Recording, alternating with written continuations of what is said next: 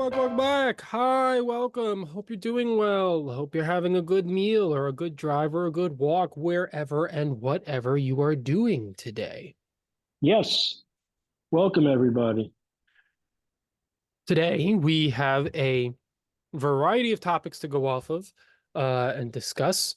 And that's about all I got for the intro, so go ahead.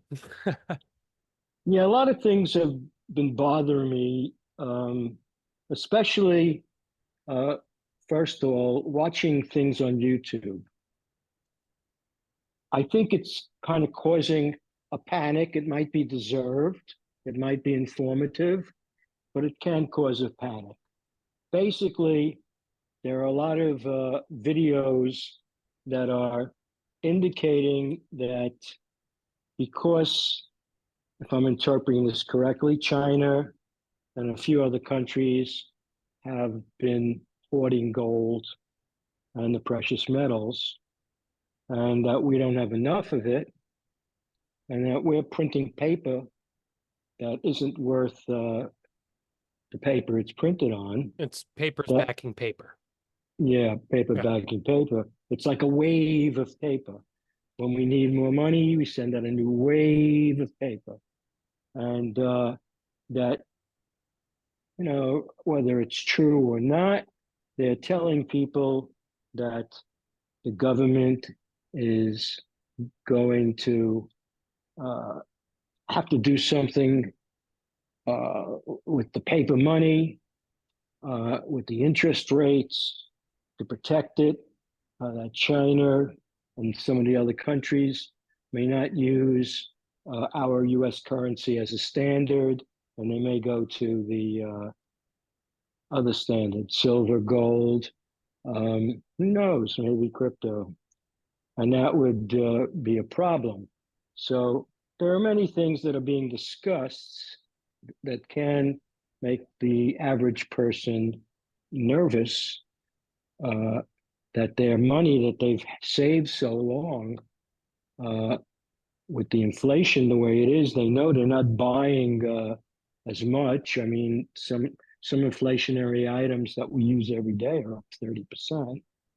That there's a great possibility that what they're saying is true, that gold and silver might be a big influence on what the US does with its currency and backing of its currency, that it might recall all gold and silver from people or just to have more money backing its currency. I don't know what's fact or fiction, you know. So it's very nerve wracking. And on top of that, you have podcast after podcast on silver and gold, and the price of gold has gone up to an all-time high. I think it was something like 2,200 and change for an ounce of gold today, and silver was like about $24 an ounce for silver. And it's very worrisome. Uh, there's YouTube videos about people who have been stacking silver and gold for years. And that's why I was alluding to the fact that it could be that if the US panics and they don't have enough silver and gold reserves to back its money, that they may just recall all private metals. I don't know. I have no idea, but it's nerve wracking because what's out there is puts thoughts in people's minds. And I have a master's in business, and I traded currencies years ago, and I don't know what to make of this. On top of that, something I discussed with you, Peter, you have the banks. The banks are starting to issue credit cards, and they have the marketing department, and they have the loan division. And people who get caught up in the difficulty right now of charging high interest credit cards start getting more and more credit cards. Some of the rates maybe 25, 30% or higher, and they accumulate credit cards. And the marketing division keeps sending it to them. And I kept saying to myself, why do they do this? Because the market division doesn't care. It's like they're getting points. And then the loan division, will say, well, you have to pay this back. Right. They don't necessarily care because they're, as long as you meet the qualifications, they're more than happy to give it to you, because if you screw up, they still get their money. They'll come after you. There's no, like, it's no big deal on their end. You Yeah, claimed that you could handle it, and if you can't, they'll find a way to get their money. yeah. You And know, then they're I the looked, banks. yeah. And then I looked yesterday. I was thinking of buying from a dealer some gold and silver, but maybe I should have. But for some reason, I passed the big store and decided not to go in. And when I got home, I looked at the price. It was up again, and there were three different prices. If you pay by PayPal, there was one price. If you pay by crypto, there was another price. This is for an ounce of gold or an ounce of silver. And if you pay by personal check and put an order in, there was a third price. And I guess the fourth price would have been me if I walked in and paid with cash. So uh, this can be very confusing for people and can create problems.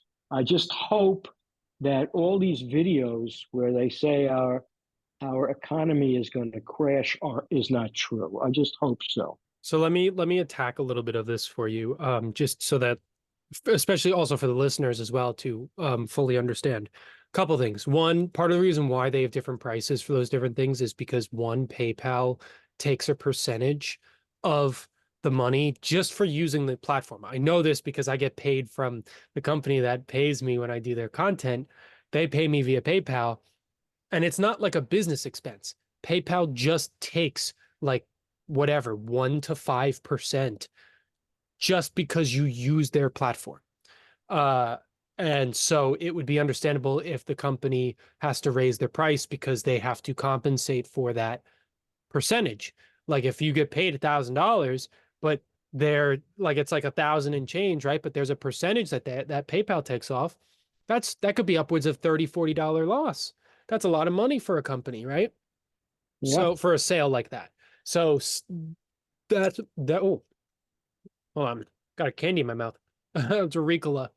Um, that's why there's different prices, right? Same thing with the crypto, because crypto's so volatile, they probably accept either a lesser amount, because depending on how the market's going, like if the market sees that it's going up, they may take less crypto because they know they'll make money on it and then they can sell it soon after. Um, check and cash are obviously probably just like a flat price, or closer to a retail price, because that's the most reliable form of money. Um, as for your videos that you watch, something that I think a lot of people who are not in the media sphere don't realize is, or don't remember, all content is targeted towards what you watch and what you say and what you interact with in every form possible. Micro interactions will be the difference between the content that you watch. So if your entire feed is about doom, gloom, the world's ending, aliens, and conspiracies, not yours, I'm using like as an example, right? Someone's Yes. got one that's about doom, gloom, aliens coming, world's gonna end, World War III, and nuclear winter. Someone else could have a completely different thing where their entire feed is simply and purely dog videos, all dog and cat videos. Another person could have all funny videos. Another person could have clips from video games. And though those 4 or 5 people would never see the content that you see. It is a completely different media sphere. So there is a level of fabricated urgency when it comes to content that you watch. Does that mean the content you're watching is invalid? Not at all. There's tons of people who watch news related or political or current events in general related content. And those things are still going on. Yes, we are dealing with an economic issue. And yes, there's these they're being pushed to back it with gold, and the paper being backed by paper, and all this information is actively out there.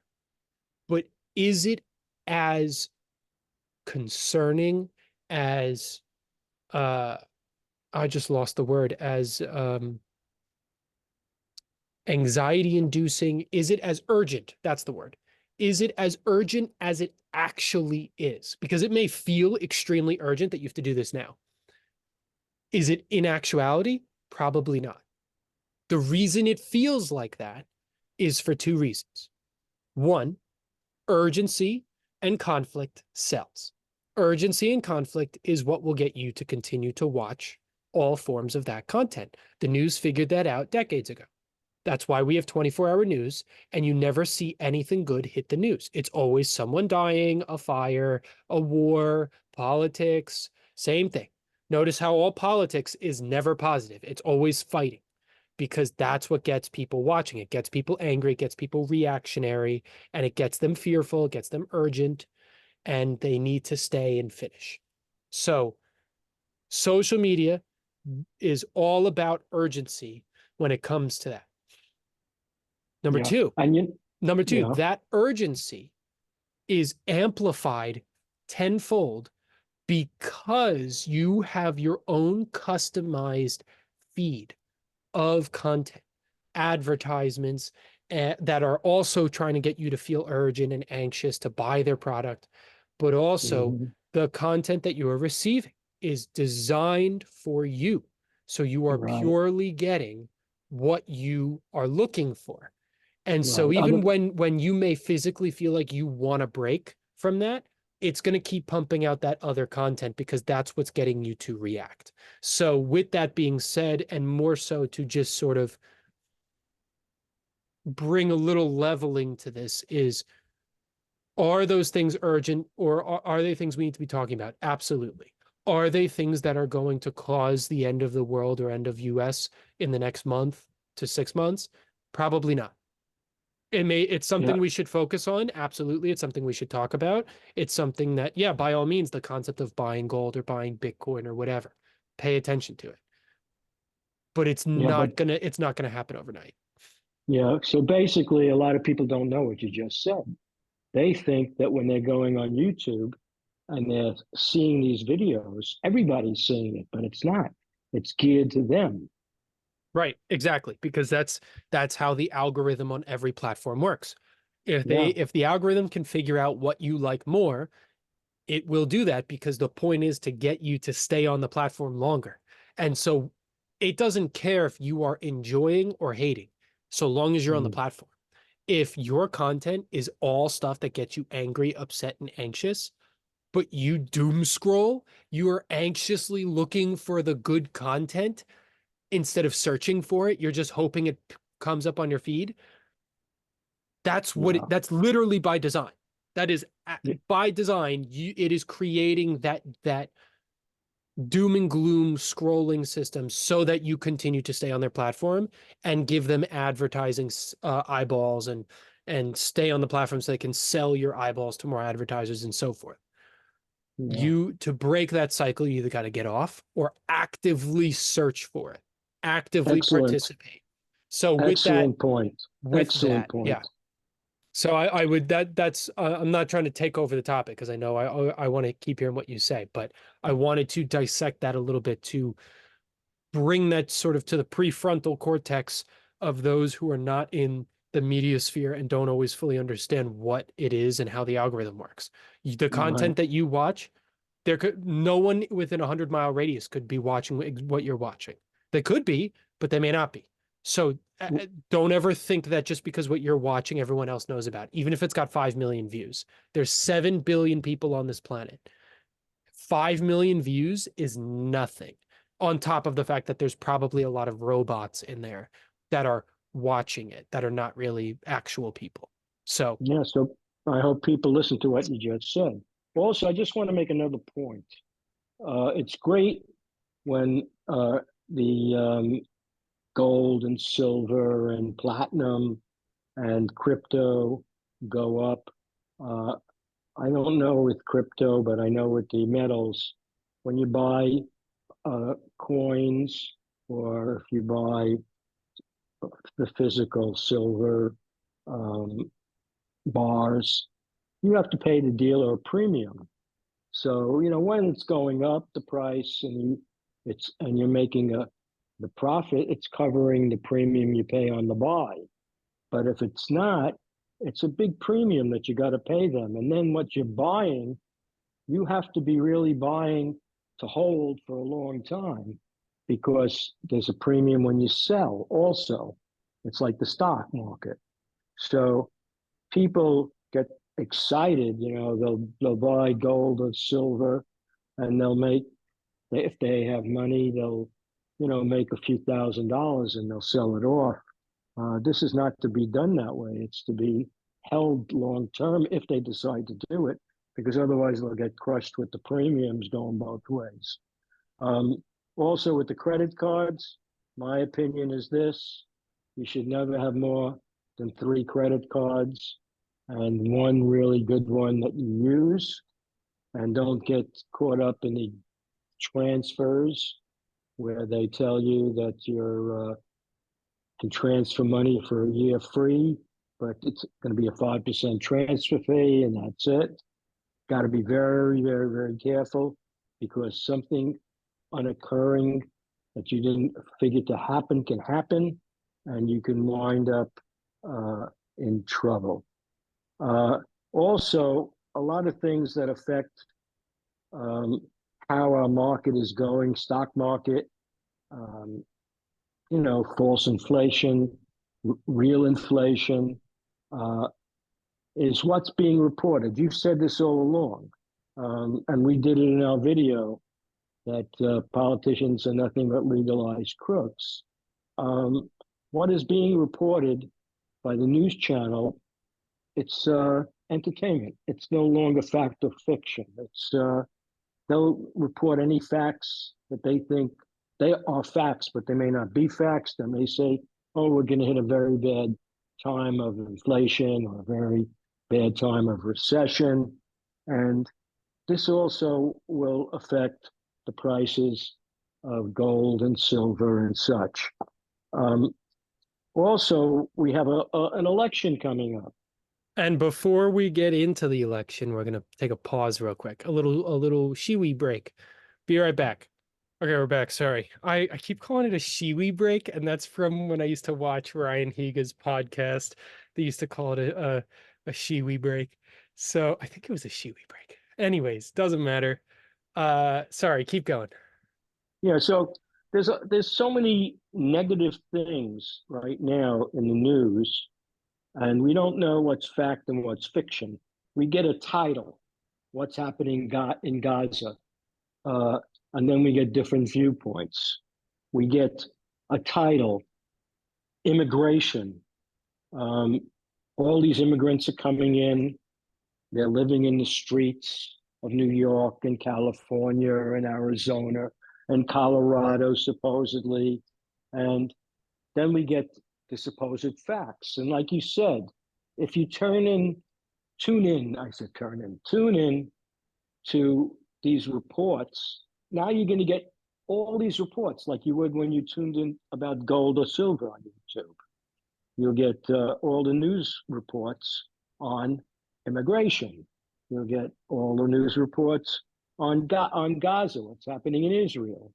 Uh, and again, nothing's positive. And all this um, affects what's happening in the United States, in our attitude towards the world and towards our policy towards what we feel our economic situation is going to be. Well, And then we see, because it's all rooted in the economic situation, right? The reason why we have 24-hour news and constant drama is because if the news channel loses eyeballs, the stockholders lose money. And if the stockholders yeah, lose money, then they can't buy their third yacht. And so everything's rooted in the money, right? The Wall Street Journal will not say that Gazans were bombed. They'll say people in they won't say Palestinians were bombed. They'll say people in Gaza were uh in the same line of a missile falling out of the air. And you're like, okay. yeah. And And then, like they will pose it in the way that because the people with the money are the ones with the power, right? So the guy with the money tells Wall Street Journal, don't talk like this. So they don't talk like that so they can keep their money. Same thing with news, same thing with all of those things. And similarly, things will shift and things will be said specifically so that money can be transferred because it's all yeah, about the money. yeah. And I saw a video, and you don't know what is fact or fiction because, Sadly, it, yes, we are what some people would call a digital dark age right now because there is no actual recordings. There's first of all, there's no physical media for anything. So if an EMP were to go off tomorrow, so much data and information, we would be set back by like 100 years, 200 years. Not 200 years. Maybe actually, because a lot of physical media has gone digital. So I like at minimum, we would get set back 100 years. Just yeah, if an EMP went off and we lost all forms of digital media and digital archiving. yeah. And And then, you know, so on top of that, all forms of media, like you just said, you can't tell what's fact or fiction anymore. Not only because people aren't teaching what media literacy is, but also because the people that we were told growing up to trust, certain news websites, certain websites in general, certain companies, foundations, organizations, are not reliable. And yeah, we are beginning to see that through things like the war going on in Palestine, the war going on in Ukraine, the war going on in these various places. So like it's a difficult time for people trying to yeah, simply just learn what's going on. yeah. And you know, they, right now we have so many immigrants coming in. I don't even want to get to what my viewpoint is because that's a whole podcast in itself. But I saw a video the other day from New York where hundreds of immigrants are sitting in the street because they have no place to put them. And I'm not sure, so I don't want to say it's true. But I thought there was a law in New York that they have to provide for the homelessness, whether the homelessness want to go, to, the homeless shelters or not. That's up to them. But now, I would love for that to be true, but not a single state in America enjoys homeless people. They actively make laws and do everything they can to make homeless people basically live under rocks in like the middle of the woods because yeah, they don't want their streets dirtied up by the homeless when it's very yeah, simple to solve these issues. But yeah. And I'm in a kind of elite area where I live.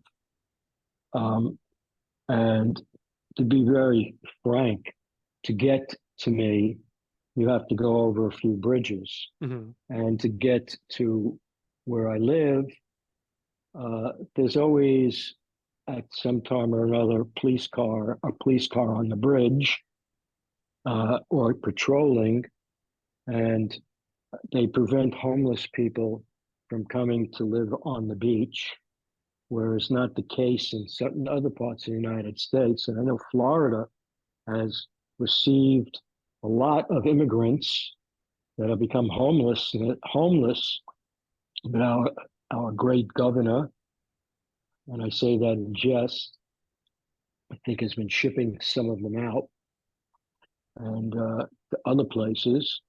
And we have a major problem there. And now we got the election coming up. Don't even get me And started. we're not going to get into the election. All I got to say is this. Last night was not election Tuesday, but Super Tuesday, whatever the hell it's called. Yeah, Super Tuesday. And Trump swept except for two states. Nikki Haley dropped out, who is his main competition. So now it's Trump, 71-year-old Trump. Biden did the same, 81-year-old Biden. So as we talked about in the past, we're going to have, if Trump wins, we're going to have in his fourth term an octogenarian. And if Biden wins, he'll be 85 or 86 when his term ends. And the average age for a lifespan, I don't know, must be in the 76, 77 for a male. I don't know these days. Keeps changing. Kind of shaky to think about it. And I've said this on multiple episodes of this podcast. An empire historically only lasts 250 years. We are yeah, currently on year 248. yeah, Uh, eh, I'm not saying anything other than that, but yeah, just it is a very interesting historical perspective to have, especially on how the direction of America and the way it's been going for the past few years, and the great fear and concern that is going on in America, especially with with the same candidates as last year, and how basically, when I say almost everyone, I mean almost everyone is not excited for either of those two, and yeah, will vote for one or the other because they're the options, but it very much is not excited for either of them. yeah. And I've not wandered off. It's basically the election will also affect the economy, and Yep. the economy with its currency and gold and silver prices, and where crypto's headed, and the rates and credit cards, and where interest rates on loans are concerned, all Mm-hmm. will be affected by the upcoming election. And I looked up, um, can a president be elected who's indicted on, what do you call it, felony charges, or goes to jail? Can he, be president of the United States? And the answer is yes. And Yep. yes, it is. And that is scary. And uh, I wanted to ask another question. Can a president rule our country from a nursing home? Yeah. Uh, That's that I'm and that saying, that applies to both of them. yeah, That's not even like a one or the other. That applies to both of them. Oh yeah, my God. yeah. So anyway, I'm not feeling so sad. I'm going to be 80 in July, and hey, I could always throw my hat in the ring sometime in the future. Maybe when I'm 85, 86, if I'm still alive, you know? Yeah, screw it. Whatever. Woo! Grandpa for Yeah, president. Let's do it. yeah, yeah, let's do it. Uh, You can never tell. So basically, I would like to see some good things. And the last thing I wanted to say was Elon Musk. I watched the video, and again, I don't know if this is fact or fiction or just fun, because he says things with a straight face, and I don't know if he's joking or not. Uh, they asked him, "What is the thing that he's afraid of most?" And he said, "AI." So right away in the video, I'm saying, "AI? Why?" And uh, I'm sorry I turned to the video, because uh, how can he be so hypocritical? Because so much of what he does is using AI. well, And it's sort of the shall we say, the plight of knowledge, right? He's aware that he has to advance AI if he wants to be ahead of the game in terms of the tech and media industry. He has to participate if he wants to maintain a monopoly and maintain making billions of dollars. He has to push forward in the AI sector.